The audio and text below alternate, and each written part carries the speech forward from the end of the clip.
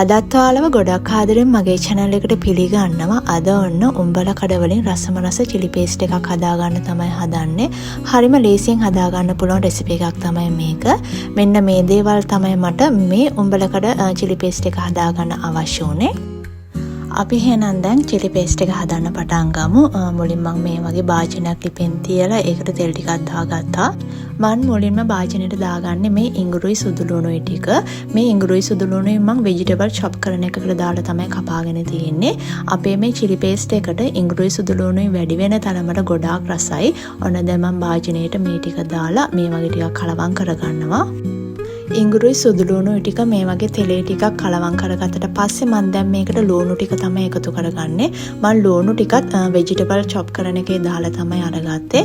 මේ ටිකත් එකතු කරලා අපි දැන් හොඳට මේක කලවම් කරගන්න ඕනේ. මේක සාමාන්‍ය රන්වන් පාටක් වෙනකන් අපි මේ වගේ ටිකක් කලවම් කරගන්න ඕනේ.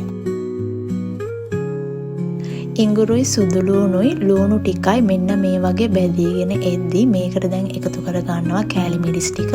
කෑලි මිරිස් ටිකත් දාලා අපි මේක හොඳට දැන් කලවම් කරගන්නවා. කෑලි මිරිස් ටික එකතු කරගත්තට පස්සේ ලිපේ ගින්දර සාමාන්‍ය මට්ටමක තියාගන්න ඕනේ. එහෙම තියාගෙන තමයි මේ වගේ අපි කලවම් කරගන්න ඕනේ.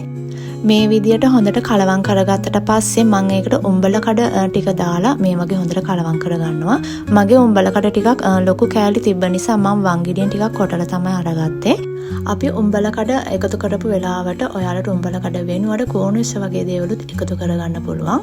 ඒ වගේ හොඳට කලවම් කරගත්තට පස්සේ ලුණු ටිකකුයි සෝයා සෝස් ටිකක් දාලා මම මේක කලවම් කරගන්නවා. ලුණුයි සෝයා සෝස් ටිකයි දාලා හොඳට කලවම් කරගත්තට පස්සේ මම දැන් මේකට සීනි ටික තමයි එකතු කරගන්නේ. සීනි ටිකක් දාලා මේ වගේ කලවම් කරගන්න ඕනේ.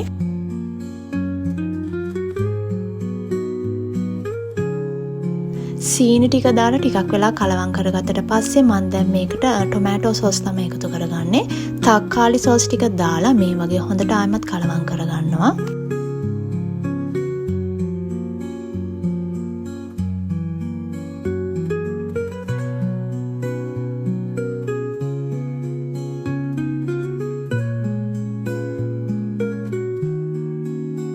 ඔන්න දැන් උඹල කඩ chili paste එක හදාගෙන ඉවරයි. මේ වෙලාවෙදි ලිප ඕෆ් කරගෙන තමයි තියෙන්නේ. ඔයාලට පේනවා ඇති මේ උඹල කඩ chili paste එකේ තෙල් ගතිය ගොඩක් අඩුයි. අපි තෙල් අඩුවෙන් පාවිච්චි කරලා තමයි හදාගත්තේ. ඒ නිසා අර බේරෙන තෙල් ගතියක් වගේ මේ chili paste එකේ නැහැ. මෙන්න මේ වගේ තමයි chili paste එක තියෙන්නේ. මම මේ උඹල කඩ chili paste එක නිතරම වගේ හදනවා. ඇත්තටම අපිට ගොඩක් කල් මේ chili paste එක තියාගන්නත් පුළුවන්. සමහරක් වෙලාවට මම වැඩිපුර ටිකක් හදලා බෝතලයකට දාලා තියාගෙන ඉතින් ඕන වෙලාවට අරගන්නවා. මේ වගේ මම වීදුරු බෝතලයකට තමයි මේ chili paste එක දාගන්නේ. මේ වගේ වීදුරු බෝතලයකට හරි ප්ලාස්ටික් කප් එකකට හරි දාලා අපිට මේක අරන් තියලා අවශ්‍ය වෙලාවට ඉතින් කෑමට අරගන්න පුළුවන්. මේකෙන් අපි දැන් අරගද්දී උනත් අපි හොඳට පිරිසුදු කරගත්ත හැන්දක් තමයි පාවිච්චි කරන්න ඕනේ. වතුර තියෙන තෙත ගතියක් තියෙන හැන්දි පාවිච්චි කරන්න එපා. එතකොට අපි එහෙම පාවිච්චි කරොත් මේක අපිට කල් තියාගන්න බැරි වෙනවා. ඒ නිසා පිරිසුදු කරපු හැන්දකින්ම අනිවාර්යෙන් chili paste අරගන්න. මම මේ chili paste එකක් මාස 2ක් විතර තියාගන්නවා. මේ හදන ප්‍රමාණය ඉතින් ගොඩක් කල් පාවිච්චි කරන්න පුළුවන්.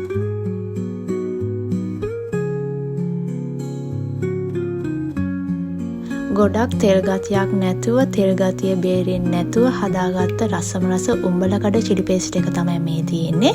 මෙන්න මේ විදිහට තමයි ඉතින් මම මේ chili paste එක හදාගත්තේ.